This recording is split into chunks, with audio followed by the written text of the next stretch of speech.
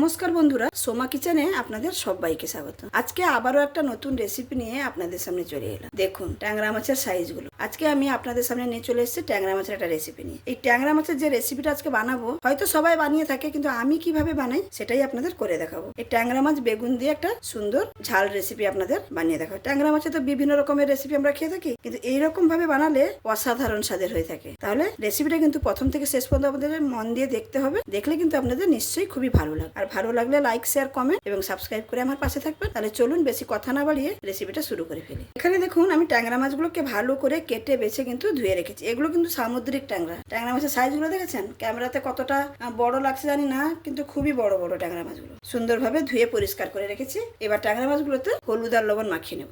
ট্যাংরা মাছ কিন্তু ভাজতে গেলে প্রচুর ফাটে, তাই লবণ আর হলুদটা মাখিয়ে নিচ্ছি। হলুদের পরিমাণটা এখানে আমি একটু বেশি করে দেবো। হলুদের পরিমাণটা একটু বেশি করে থাকলে গায়ের চামড়ার উপরে হলুদটা লেগে থাকলে এটা কিন্তু কম ফাটবে। এটা আপনারা একবার করে দেখবেন, আমার কথা মতন কম ফাটে কিনা দেখবেন। ট্যাংরা মাছ প্রচুর ফাটে, কিন্তু এই ট্যাংরা মাছ ভাজার না দু রকমের দুটো পদ্ধতি আছে। অনেকে তেল মাখিয়ে দেয়, কিন্তু তেল মাখানো কোনো দরকার নেই। হলুদের পরিমাণটা একটু বেশি ব্যবহার করবেন ভাজার সময়, আর কড়াইতে যে ভাজবেন না, কড়াইতে তেলের পরিমাণটা অল্প রাখবেন। দেখবেন ট্যাংরা মাছ খুবই কম ফাটবে।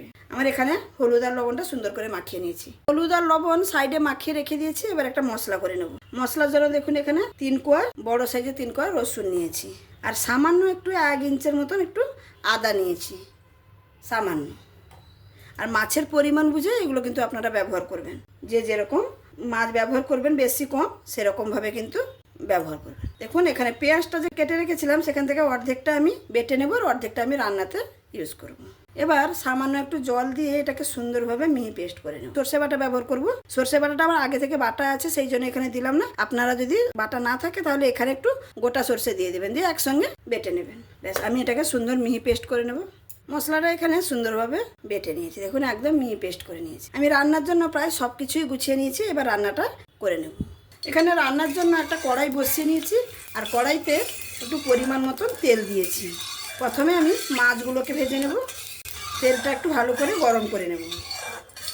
আর আপনারা নিশ্চয়ই দেখতে পাচ্ছেন আমি কড়াইতে অল্প পরিমাণে তেল দিয়েছি। এই অল্প পরিমাণে তেল দিয়ে ভাজলেও ট্যাংরা মাছ কিন্তু বেশি ছিটকাবে না। তেল গরম হয়ে গেছে, এবার মাছগুলো দিয়ে দিচ্ছি। যতটা ধরেছে ততটা আমি এখানে মাছ দিয়েছি। ট্যাংরা মাছগুলো এক সাইড হয়ে গেছে, এবারে অপর সাইড উল্টে নেব।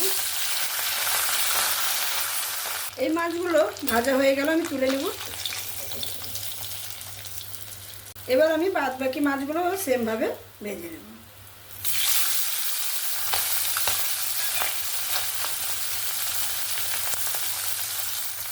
এই মাছ তিনটাও ভাজা হয়ে গেছে, এগুলোকেও তুলে নিচ্ছি। ওই তেলের মধ্যে সামান্য আর একটু তেল দেবো, দিয়ে বেগুনগুলোকে ভেজে নেব। সামান্য একটু লবণ দিয়ে দেবো, আর একটু হলুদ।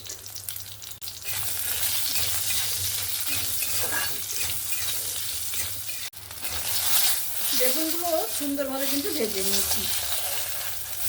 এবার বেগুনগুলো তুলে নিচ্ছি। এবার রান্নাটা করে নেওয়ার জন্য ওই তেলের মধ্যে আমি আর একটু পরিমাণ তেল দিয়ে দিচ্ছি। তেল তো গরমই আছে। আমি এখানে ফোড়নে দেখুন 5 ফোড়ন নিয়েছি। 5 ফোড়ন, সামান্য একটু 5 ফোড়ন ব্যবহার করলাম। আপনারা চাইলে কালো জিরেও শুধু ব্যবহার করতে পারেন, কিন্তু এই 5 ফোড়নটা দিয়ে রান্না করে দেখবেন, খুবই সুন্দর লাগবে। তারপরে দিয়ে দিয়েছি পেঁয়াজ। অর্ধেকটা যে বাঁচিয়ে রেখেছিলাম সেটা এখানে দিয়ে দিলাম। তার সঙ্গে কাঁচা লঙ্কা, টমেটো। আর রেসিপিতে যতটা লবণ লাগবে আমি লবণটা এখানেই ব্যবহার করছি।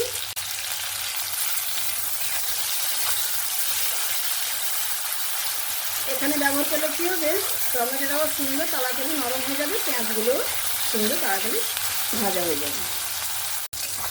2 মিনিট ধরে পেঁয়াজ, টমেটো আর কাঁচা লঙ্কাটাকে একটু ভেজে নিয়েছি। দেখুন টমেটো সুন্দর কিন্তু নরম হয়ে গেছে। এবার যে মশলাটাকে আমি বেটে রেখেছিলাম, আদা, পেঁয়াজ আর রসুন, সেটা এখানে দিয়ে দিচ্ছি।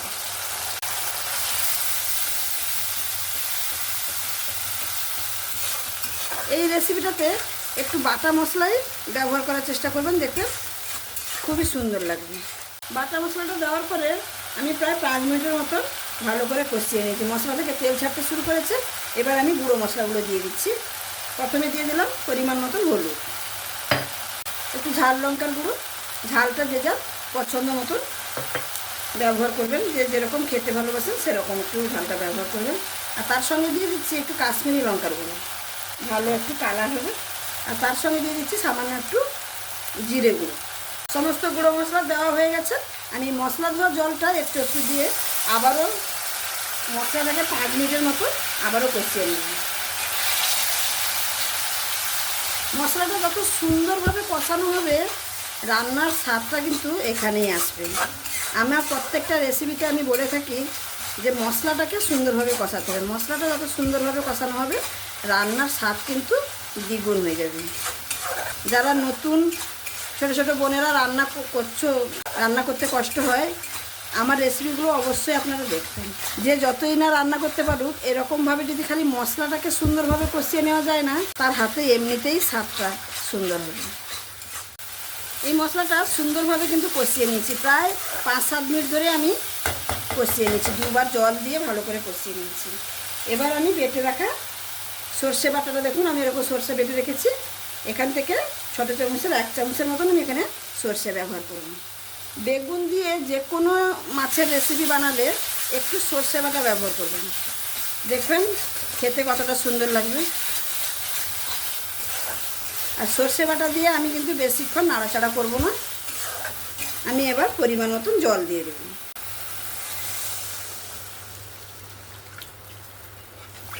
যেরকম পরিমাণ জুস রাখতে পছন্দ করবেন সেরকম বুঝে জলটা ব্যবহার করবেন। আমি এখানে এই মিডিয়ামই রাখবো, বেশি না, বেশি জুসও রাখবো না, বেশি ঘনও করবো না। আর একটু পরিমাণ আমি এখানে জল দিচ্ছি। আর আপনারা যদি এখানে চান একটু মিষ্টি ব্যবহার করতে পারেন, তো আমি এখানে কিছু ব্যবহার করছি না। এবার জুসটাকে ফুটতে দেব। ঝোলটা কিন্তু সুন্দরভাবে ফুট চলে এসছে। এবার আমি ভেজে রাখা মাছ আর বেগুনটা দিয়ে দেব।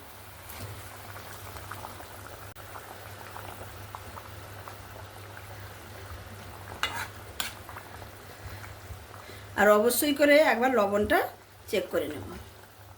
লবণটা ওই আমি আগে দিয়েছিলাম না প্রথমেই, সেই জন্য একটু চেক করে নিলাম। একটুখানি সামান্য লবণ লাগবে, একদম সামান্য লবণটা দিয়ে আর একবার নাড়াচাড়া করে দেব। দিয়ে আমি 5 মিনিটের জন্য ঢাকা দিয়ে দেবো। আর গ্যাসের ফ্লেমটাকে মিডিয়ামে করে দেবো। 5 মিনিট হয়ে গেছে, আমি এবার ঢাকনাটা খুলে নিচ্ছি।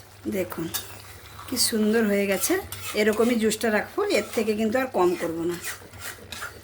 দারুণ লাগছে দেখতে। আমার রান্নাটা একদমই কমপ্লিট। এবার আমি পরিবেশন করে আপনাদের দেখাচ্ছি।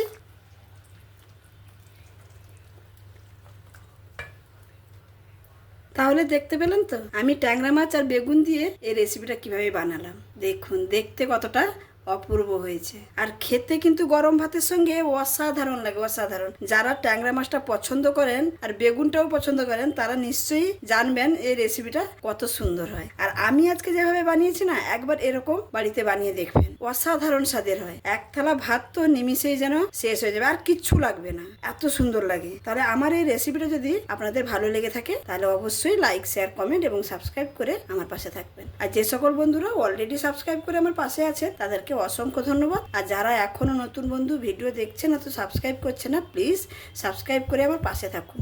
আমি যখনও কোনো নতুন রেসিপি আপলোড করব, আপনাদের কাছে কিন্তু সঙ্গে সঙ্গে পৌঁছে যাবে। তাহলে আজকে এখানেই শেষ করছি। আবার দেখা হবে অন্য কোনো দিন অন্য কোনো নতুন রেসিপির সঙ্গে। সবাই ভালো থাকবেন, সুস্থ থাকবেন, সাবধানে থাকবেন। ধন্যবাদ।